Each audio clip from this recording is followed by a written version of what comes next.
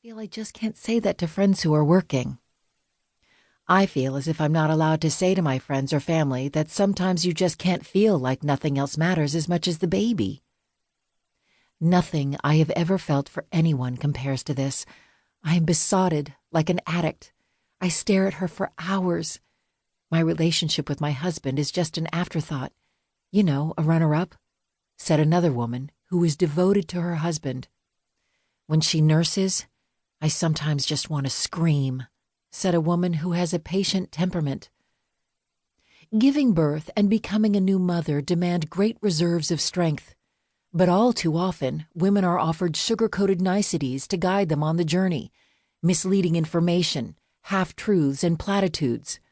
Books, classes, and videos available to mothers-to-be, I discovered, frequently have hidden agendas. Many of them omit aspects of the birth experience or withhold information to advance their cause, to women's detriment.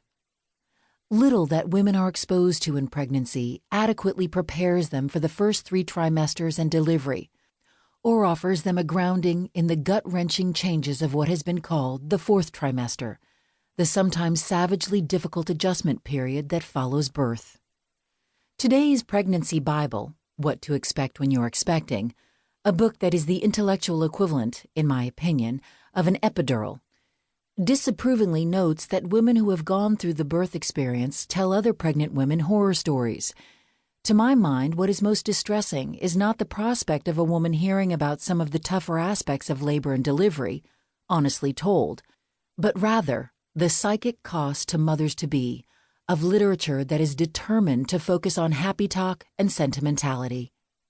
On the most elemental level, a pregnant woman is likely to know perfectly well that stories that accurately chronicle the struggle of birth and new motherhood are just as appropriate when it comes to negotiating this life passage as are stories of the miraculous and of fulfillment. Becoming a mother requires a kind of supreme focus, a profound discipline, and even a kind of warrior spirit. Yet our culture prefers to give women doggerel. It often suggests that motherhood is something effortless.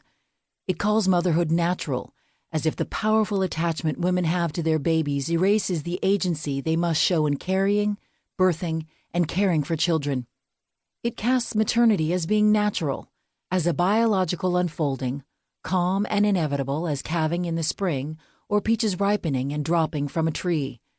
There is a powerful social imperative to maintaining our collective belief in the natural bliss of new motherhood. The American cliché, Mom and apple pie, is a telling one. Birth is viewed through a softened lens of pink haze, the new baby and radiant mommy in an effortless, mutual embrace, proud papa nearby. Because of the power of that image, many women feel permitted to ask few questions. We too often blame ourselves or turn our anger inward into depression when our experience is at odds with the ideal. But to what extent does reality conform to this ideal? American new mothers are an unusually sad group in the months immediately following birth. Our country has the highest postpartum depression rate in the developed world. To examine what women go through on the journey to motherhood in America, I went back to a journal I kept during my first pregnancy, visited new mothers groups, and asked various women whom I knew and who were referred to me by others, to tell me their birth stories. What emerged again and again from these stories was a picture of pregnancy and birth that is much more dramatic, more true to life, and at times more dire than that represented in books such as What to Expect When You're Expecting. The picture of pregnancy that emerged suggested that pregnant women and new mothers are often grappling with the deepest questions possible. These range from questions that upend assumptions about themselves the women had made all their lives, to questions of life and death. Many women were compelled, at an early stage of the pregnancy, to ask themselves what kind of baby they could accept and what kind of mother they could be. Others were shocked at the birth experience itself within a hospital setting.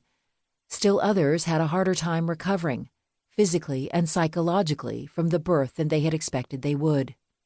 And many had a tougher time than they had hoped for negotiating time off with employers to care for their new babies. Moreover,